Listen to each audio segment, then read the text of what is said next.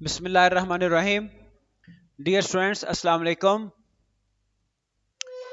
आपके नॉलेज में है कि हम फाइनल ईयर प्रोजेक्ट के हवाले से कोई बेसिक्स HTML CSS जावास्क्रिप्ट और PHP और MySQL इस हद तक करना चाह रहे हैं कि हम प्रोजेक्ट अपना बना लें। ठीक है जी। तो HTML को हमने कवर किया था, फॉर्म तक हमने बना के देख लिया। वैसे तो आप HTML को ही पूरा महीना करते रहें तो इसमें इतनी डेप्थ है कि आप मतलब कवर शायद ना कर पाए। तो अब हम स्टार्ट करेंगे CSS स्टार्ट करने से पहले मैं आपको थोड़े से उसके बारे में ज़रा इंफॉर्मेशन दे दूं। CSS is actually a cascading style sheet. ठीक है जी। और इसकी कुछ टाइप्स हैं, टाइप्स ऑफ CSS। टाइप्स इसकी हैं 3। One is inline CSS, second one is internal CSS, third is external CSS. Can anyone distinguish? इसमें कुछ मैं ऐड करता हूं जो इमरान साहब ने बताया कि एक्सटर्नल CSS HTML के बाहर आप लगाते हैं, एक एक्स्ट्रा एक्सेप्टेड फाइल बनाते हैं। ठीक है जी। तो इसको हम डिफ्रेंशिएट अगर करें तो इसमें दो इंपॉर्टेंट फैक्टर हैं, जिनकी बेस पे हम इसको डिफ्रेंशिएट कर सकते हैं। एक है ये देखें, एक है इनलाइन, उसके बाद है इंटरनल, उसके बाद है एक्सटर्नल। ठीक है जी। और इनको कंपेयर करने के लिए पैरामीटर्स कौन कौन से हैं? एक पैरामीटर है, आप कह सकते हैं कि इम्पैक्ट, CSS का इम्पैक्ट वो कितना है, उसका असर कितना है, उसका रोल कितना है। ठीक है जी। या उसकी पावर क्या लें, इम्पैक्ट क्या लें या पावर क्या लें। इनलाइन या उसकी इफेक्टनेस क्या लें। इनलाइन की जो इफेक्टनेस है, जो उसका इम्पैक्ट है, वो जस्ट अ टैग होता है, एक टैग तक वो इफेक्ट करता है। इंटरनल स्टाइल शीट NHTML, एक NHTML पेज क्या लें, एक HTML पेज उसका इम्पैक्ट एरिया होता है। एक्सटर्नल स्टाइल शीट का जो इम्पैक्ट एरिया है वो है होल वेबसाइट। ठीक है जी, पूरी वेबसाइट। दूसरी इसमें एक चीज आ जाती है प्रायोरिटी, कि इनमें से अगर कहीं पे कन्फ्लिक्ट आ जाए, इनलाइन में, इंटरनल में, एक्सटर्नल में, फिर प्रायोरिटी किसकी होनी है। उसके लिए एक तो मैं यहां पे प्रायोरिटी लिख देता हूं, लेकिन एक साथ मैं आपको नोट भी लिखवाऊंगा। इनलाइन स्टाइल शीट की प्रायोरिटी नॉर्मली हाई होती है, हाई। ठीक है जी। और इन दोनों की, इंटरनल की और एक्सटर्नल की, होती है मीडियम, आप कह सकते हैं। लो मैं नहीं लिख रहा, ठीक है, क्योंकि इंटरनल और एक्सटर्नल में से किसकी प्रायोरिटी ज्यादा है, it depends upon the sequence of appearance. ठीक है जी। किस तरह से वो जाहिर जाहिर बात है, जब हम उसको प्रैक्टिस करेंगे then you will come to now. तो इसके हवाले से एक नोट में यहां पे दे देता हूं, इसको अगर आप समझ लें then it would be fine. Priority depends upon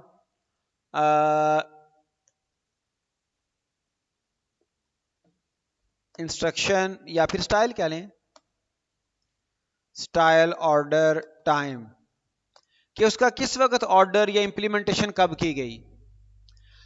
इसको सिंपली आप यूं समझ लें कि अगर मैं आपसे कहता हूं कि आपने प्रपोजल सबमिट करना है, डेडलाइन है 1 मई। ठीक है जी।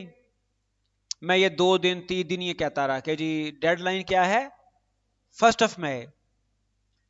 आज मैं आके कहता हूं कि जी डेडलाइन आपकी 5 मई है, आप किसको फॉलो करेंगे, 5 मई को। या फिर अगर मैं आज आके कह देता हूँ लेटेस्ट में ऑर्डर ये देता हूँ, मैं ये कहता हूँ कि जी आपका जो सबमिशन डेट है वो है प्रपोजल की 29 अप्रैल, किसको फॉलो करेंगे? लेटेस्ट को। ठीक है जी। तो यहां पर भी वही रूल है, जिस जिस जो स्टाइल शीट है उसका उसका ऑर्डर कह लें या उसकी इंस्ट्रक्शन टाइम कह लें, वो सबसे लेटेस्ट होगा ना, सबसे बाद का होगा, उसकी प्रायोरिटी हाई होगी। और इनलाइन की प्रायोरिटी इसलिए हाई है कि इनलाइन के बाद कोई इंटरनल या एक्सटर्नल आ नहीं सकता स्टाइल। और ये प्रायोरिटी का कॉन्सेप्ट आता ही तब है जहां पर कन्फ्लिक्ट आ जाए, जहां पर आपस में कन्फ्लिक्ट आए। अगर कन्फ्लिक्ट नहीं है फिर सबकी प्रायोरिटी सेम ही है। ठीक है जी। अब हम इसको देखते हैं। फॉर एग्जाम्पल ये हमारे पास, ये देखें जी, H1 है।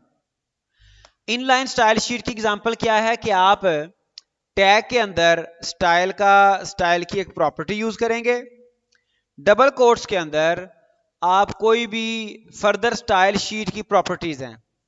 ठीक है। फॉर एग्जांपल आप कह लें फॉन्ट साइज कह लें। ठीक है जी। फॉन्ट साइज कह लें 100 px। ठीक है, 100 पिक्सल्स।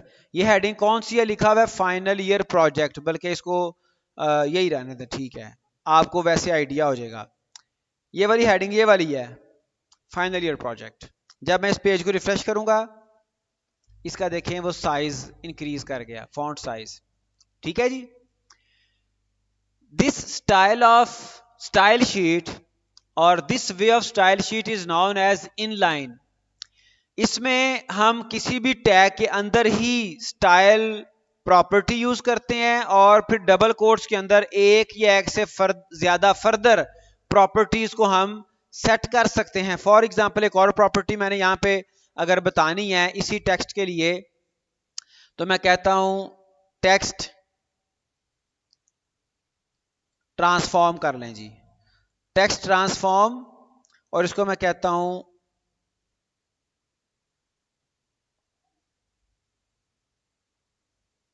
Upper case. ठीक है जी। ये टेक्स्ट था, ये हमारा अपर केस में चला गया। राइट। ये है इनलाइन स्टाइल शीट। अब आ जाएं इंटरनल स्टाइल शीट की तरफ। प्रीवियसली इफ यू रिमेंबर, मैंने आपको कहा था कि जो हेड टैग है ना, हेड टैग, इसके अंदर कुछ मेटा इंफॉर्मेशन आती है, कुछ मेटा टैग्स आते हैं, कुछ इजाफी चीजें आती हैं।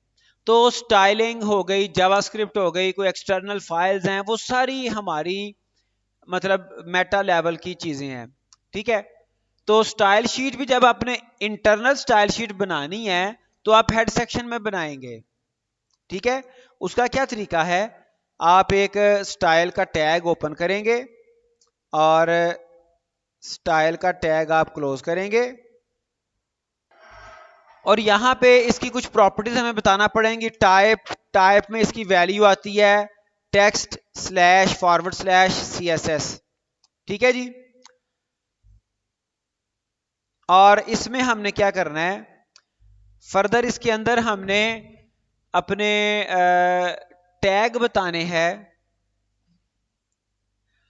तो यहां पे इंटरनल स्टाइल शीट में और एक्सटर्नल स्टाइल शीट में तरीकाकार ये होता है कि first of all we have to choose a selector. क्या चीज? सिलेक्टर। अब सिलेक्टर क्या हो सकता है, इसको हम एक टैग में ही लिख लेते हैं ताकि चलो एक तरह से कमेंट भी बन जाए और हमें याद भी रहे। स्टाइलिंग के लिए, CSS स्टाइलिंग के लिए first of all we have to choose a selector. ठीक है जी। Choose selector.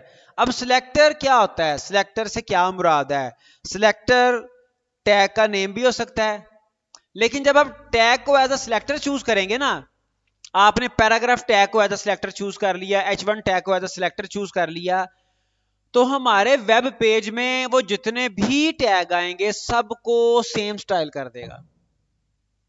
ठीक है।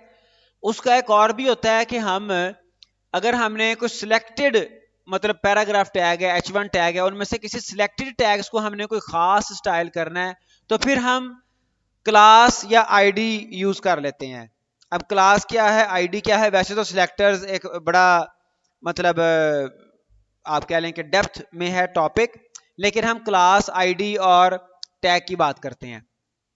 सबसे पहले आप चूज करेंगे सिलेक्टर, उसके बाद आपने उस स्पेसिफिक सिलेक्टर को what we will do, we will assign some styles to specific selector. बात समझ आई?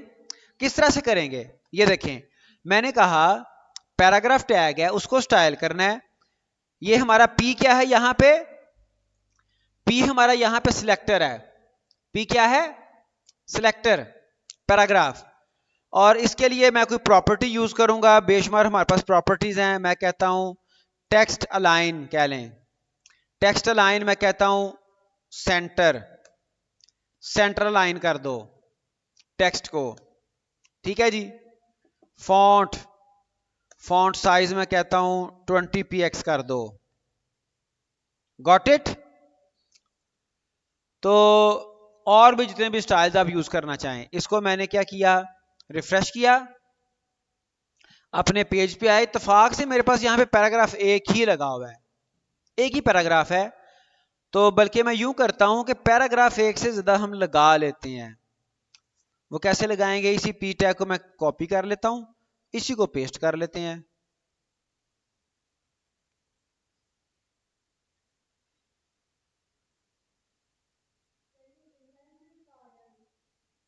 सॉरी, ये इंटरनल है। और मजे की बात यह कि हमने ये H1 टैग क्लोज कोई भी नहीं किया, और ये किसी ने पॉइंट आउट भी नहीं किया। और ये कब की बात है, 2 सेशन पहले की बात है। एनी हाउ, H1 ओपनिंग और क्लोजिंग टैग हमने वो अभी मैं उसको पेस्ट करने लगा हूं, तो मैंने कहा क्लोजिंग टैग को क्या बना। एनी हाउ, ये पैराग्राफ टैग एक ऐड कर लिया, एक आध और ऐड करना है, और ऐड कर लें ताकि आइडिया हो जाए। अब हम बात कर रहे हैं इंटरनल स्टाइल शीट की। तो मैंने इसको अपने कोड को सेव किया। जब मैं इसको रिफ्रेश करूंगा तो ये देखें मेरे पास जो पैराग्राफ्स थे, एक तो उसने उसको क्या किया है, सेंटर लाइन किया है, ठीक है जी।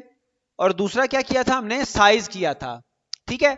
अगर मैं किसी स्पेसिफिक पैराग्राफ को कोई खास स्टाइल देना चाहता हूं, सबको नहीं, मेरे पेज में दर्जनों पैराग्राफ्स हो सकते हैं, किसी एक को स्पेसिफिक स्टाइल देना चाहता हूं, तो उसका क्या तरीकाकार है, जिस पैराग्राफ को आपने कोई खास स्टाइल देना है उसको आप एक क्लास असाइन कर दें, ठीक है जी। क्लास का कोई भी नाम रख दें, आप कह लें para one, whatever name you want you can choose, ठीक है जी।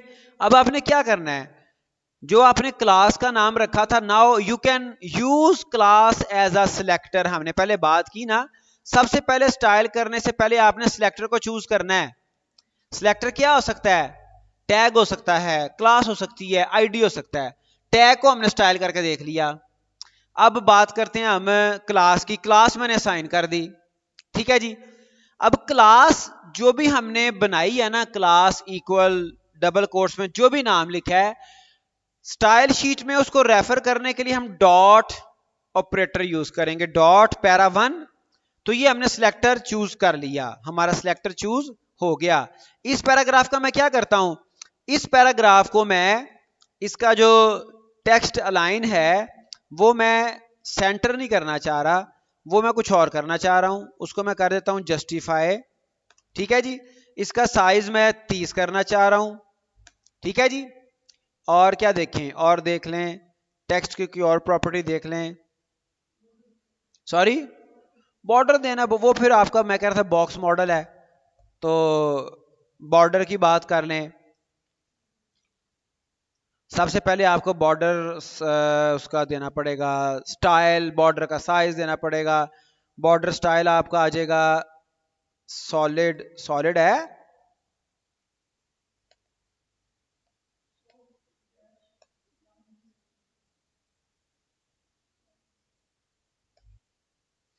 बॉर्डर स्टाइल ओके जी, कोई और अगर आप स्टाइल यहाँ पे लगाना चाहते हो, फर्ज करें इस पैराग्राफ का बॉर्डर लगाना चाहते हैं, तो उसमें बॉर्डर लगाने के लिए तीन चीज़ें आपको लाजमी तौर पे उनको एड्रेस करना है। First of all border style, style से मुराद यह है कि बॉर्डर सॉलिड, उसका जो बॉर्डर शो होना है सॉलिड शो होना है, या डॉटेड शो होना है, या और भी उसमें डिफरेंट स्टाइल्स हैं। हम फिलहाल सॉलिड बॉर्डर का स्टाइल सॉलिड कर लेते हैं। सॉलिड से मुराद है सॉलिड एक लाइन होती है, ठीक है जी। सॉलिड से मुराद है कि कंक्रीट कॉन्टिन्यूस लाइन।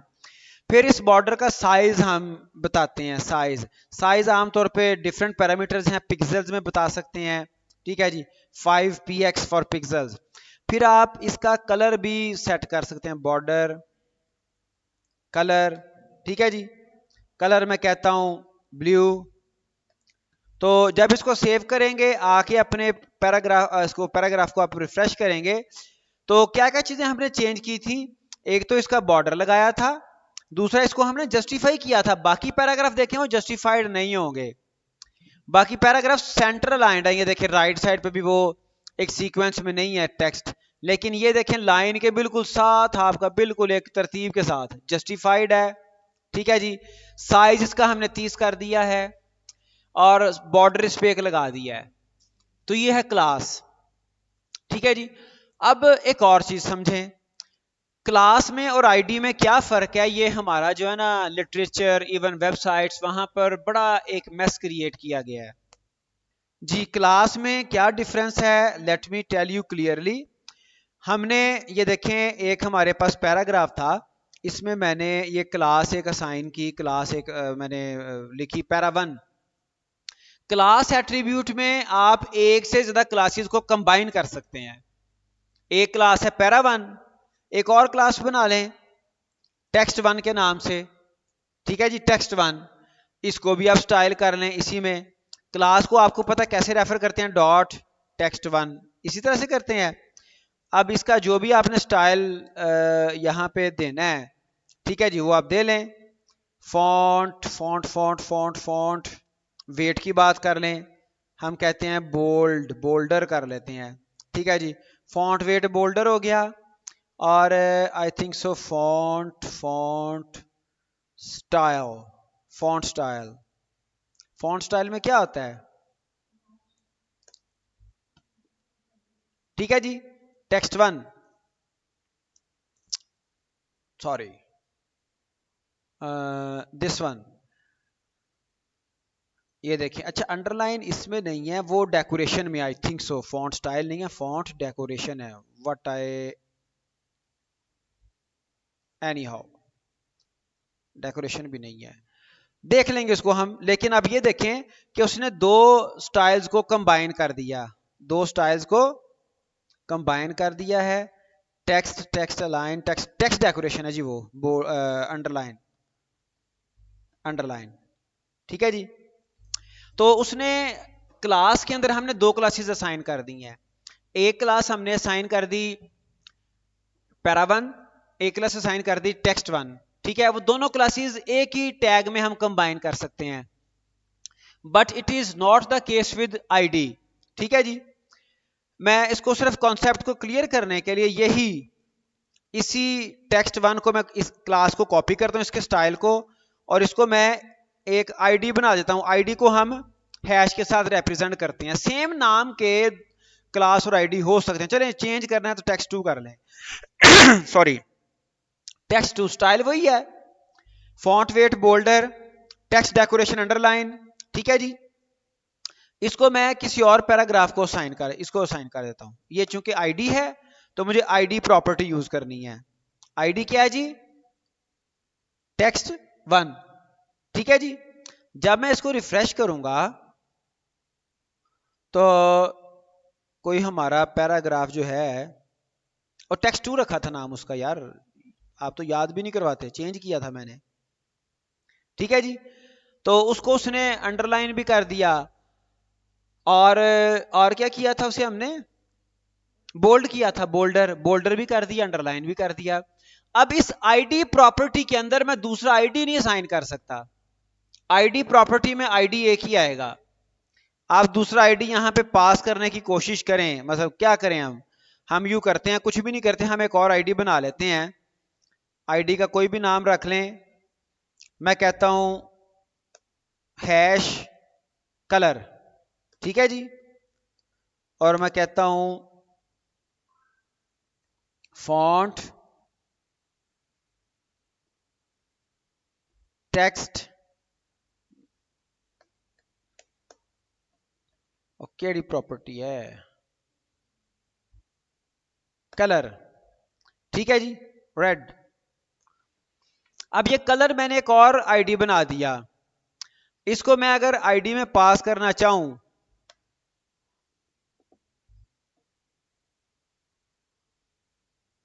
तो उसने पहला वाला भी गया, पहले वाला इफेक्ट भी गया, क्योंकि ये अलाउ नहीं है, ठीक है। आप यूं तो कर सकते हैं कि कलर आईडी किसी और क्लास को सेपरेटली असाइन कर दें, किसी और यानी कि आप टैग को असाइन कर दें, लेकिन एक आईडी प्रॉपर्टी में दो आईडीज आप कंबाइन नहीं कर सकते। वो देखिए उसने हेडिंग का कलर चेंज कर दिया है, लेकिन आईडी प्रॉपर्टी के अंदर आप एक ही आईडी असाइन कर सकते हैं, दो आईडी असाइन नहीं करेंगे, otherwise it would be wrong, ठीक है। एक क्लास प्रॉपर्टी के अंदर आप एक दो तीन चार जितनी क्लासेस कंबाइन करना चाहें आप कर सकते हैं। तो जो इंटरनल एक्सटर्नल और इनलाइन स्टाइल शीट का डिफरेंस है, इनलाइन का आपको पता चल गया, इंटरनल का। एक्सटर्नल के मैं आपको एग्जांपल एक देना चाहता हूं। फर्ज करें ये मैंने विजुअल स्टूडियो कोड्स एक मतलब हमारे पास आईडीई है, इसको मैं ओपन करता हूं। यहां पे ये थीम, कलर थीम, इसको मैं कलर थीम को चेंज करता हूं। फॉर एग्जांपल मैं यहां पे थीम सेलेक्ट कर लेता हूं डार्क, ठीक है जी। जिस तरह से ये मैंने थीम एक सिंगल क्लिक पे मतलब चेंज किया और सारा मेरा लुक एंड फील चीजें चेंज हो गई, कलर चेंज हो गया। तो एक्सटर्नल स्टाइल शीट का ये सीन है। अगर आपके पास एक वेबसाइट के लिए 2 3 4 एक्सटर्नल स्टाइल शीट हैं, आप एक्सटर्नल स्टाइल शीट चेंज करें तो इट इज पॉसिबल कि आपकी वेबसाइट का सारा हुलिया ही चेंज हो जाए। बात समझ आई? Everything could be changed. तो आपकी जो एक्सटर्नल स्टाइल शीट है उसका जो इंपैक्ट है वो पूरी वेबसाइट है। नाउ व्हाट इज नेक्स्ट कि हमने इनलाइन स्टाइल शीट देखी, इंटरनल देख ली। एक्सटर्नल हम कैसे बनाते हैं style sheet? External style sheet एक सेपरेट फाइल होती है। ये मैंने नई फाइल ओपन कर ली, ठीक है जी। और इसमें क्या करते हैं हम, इसमें हम कोई सिलेक्टर बताते हैं, कोई भी। फर्ज करें मैं H2 कह लेता हूं, ठीक है जी। और H2 सिलेक्टर, और उसके पहले साथ साथ इसको सेव भी कर लें। सेव हमने करना कहाँ पे, वही जो हमारा यही है फोल्डर। इसमें कोई भी आप इसको नाम दे दें फाइल को, और टाइप इसकी रखेंगे CSS,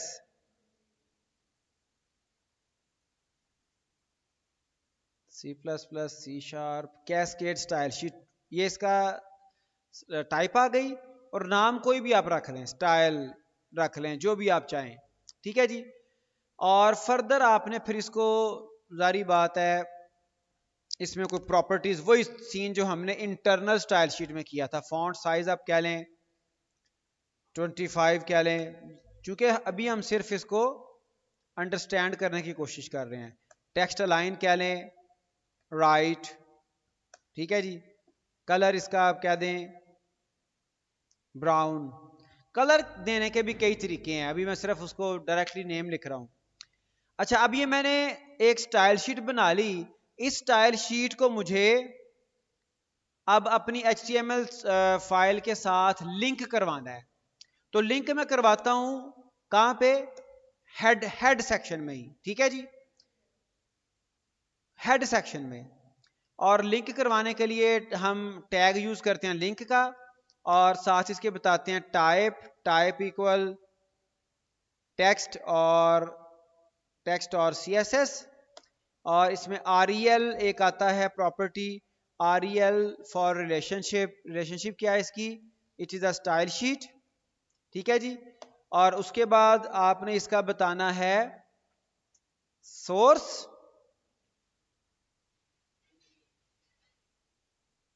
वो क्या है जी इसका, चूंकि इसी सेम फोल्डर में पड़ी हुई है तो हम कहेंगे style.css, ठीक है। H2 को मैंने स्टाइल किया style.css में, रिफ्रेश करूंगा तो जहां पर H2 आएगी, नहीं हुआ अभी, आई थिंक सो। सोर्स की बजाय यहां पे प्रॉपर्टी है एच रेफ हाइपर रेफरेंस, ठीक है जी। सोर्स उसमें यूज होता है इमेज में। ओके, जब आप इसको रिफ्रेश करेंगे तो ये देखें H2 आपकी राइट लाइन भी हो गई, कलर भी उसका चेंज हो गया, स्टाइल भी, साइज उसका साइज भी चेंज हो गया। अगर कहीं और भी आपने H2 लगाई होगी, जितनी भी H2 आपने लगाई होंगी वो सारी की सारी राइट लाइन हो जाएंगी, जो भी स्टाइल आपने दिया है। तो ये है आपकी एक्सटर्नल। अच्छा, एक्सटर्नल आपने 100 पेजेस पे भी लगाई होगी ना, same style sheet, 100 of pages पे आपने सेम स्टाइल शीट लिंक की होगी, जारी बात है वो सारे 100 के 100 पेजेस एट वंस चेंज हो जाएंगे। Got it? तो अब जो मैंने आपको यहां पे एक नोट लिखवाया था उसको समझने की जरूरत आ गई है। अब मैंने कहा था प्रियोरिटी डिपेंड्स अपॉन इंस्ट्रक्शन और स्टाइल, ऑर्डर टाइम, ऑर्डर क्या लें, ऑर्डर। अब देखें हम एक कन्फ्लिक्टिंग स्टाइल यहाँ पे बनाते हैं, फिर उसको इंटरनल और एक्सटर्नल की प्रियोरिटी को हम अंडरस्टैंड करते हैं, ठीक है जी। ये देखें, ये मेरे पास इंटरनल स्टाइल शीट है। इंटरनल में, इंटरनल स्टाइल शीट में मैं क्या करता हूं, H2 टैग को, हेडिंग 2 टैग को मैं कहता हूं कि जी इसको आप कर दो टेक्स्ट लाइन, सेंटर कर दो, ठीक है जी, कलर कर दो ग्रीन, ठीक है। H2 को मैंने इंटरनल स्टाइल शीट में कह दिया कि अलाइनमेंट कर दो सेंटर और कलर कर दो ग्रीन। एक्सटर्नल में कह दिया कि जी अलाइनमेंट करो राइट, कलर करो brown. What do you think what will happen? Internal वाली प्रेफर की जाएगी। Okay, that's fine, you might be fine, ठीक है जी। इसको मैं रिफ्रेश करता हूं, अभी वाकई इंटरनल वाली ही प्रेफर की जाएगी, ठीक है। लेकिन ये डेफिनेट नहीं है। क्यों? ये देखें, मैं क्या करता हूं, ये जो मैंने लिंक किया ना, लिंक, इसको मैं इंटरनल स्टाइल शीट के बाद लिंक कर देता हूं, ठीक है जी। यहां पे इसको मैंने इंटरनल स्टाइल शीट के बाद लिंक किया। अब प्रियोरिटी किसकी होगी? एक्सटर्नल की। What does it mean, how we can conclude? जो ऑर्डर जितना बाद में इशू होगा ना उसी को फॉलो किया जाएगा। देखें, अगर आप सीक्वेंस देखें, चूंकि मेन तो हमारी HTML फाइल है ना, HTML फाइल ओपन हुई, हेड सेक्शन आया, यहां पर आ गई internal style sheet. Internal style sheet कह रहा है जी H2 को आप सेंटर अलाइन कर दो और H2 को कलर ग्रीन कर दो, ठीक है जी। इसके बाद आ गई external style sheet. External style sheet ये ऑर्डर दे रही है कि जी आप इसको H2 को कर दें अलाइन राइट और कलर कर दें ब्राउन, ठीक है। तो जो ऑर्डर बाद में आएगा ना उसको फॉलो किया जाएगा। अब H2 में जाके इनलाइन आप प्रॉपर्टी सेट कर दें, इनलाइन यानी कि टैग के अंदर जाके आप कहें स्टाइल प्रॉपर्टी यूज करें, उसमें आप H2 को कलर कुछ और कर दें, उसमें आप अलाइन कुछ और कर दें, तो वो जो इनलाइन है वो सबसे एंड पे ऑर्डर इनलाइन का चलता है, ठीक है। तो यहां से हम कंक्लूड ये कर सकते हैं कि इन लाइन की प्रियोरिटी सबसे हाई है, इन लाइन की प्रियोरिटी सबसे हाई है, लेकिन इंटरनल और एक्सटर्नल में हाई किसकी है, लो किसकी है, डिपेंड्स अपॉन द ऑर्डर। अगर हेड सेक्शन में पहले इंटरनल आ गई है और बाद में एक्सटर्नल आई है तो एक्सटर्नल की प्रियोरिटी ज्यादा होगी। अगर हेड सेक्शन में पहले आपकी एक्सटर्नल आपने लिंक कर दिया, बाद में इंटरनल आई है, तो इंटरनल की प्रियोरिटी हाई होगी। और प्रियोरिटी का क्वेश्चन तभी आता है जब आपका कंफ्लिक्ट आ रहा हो। फाइन।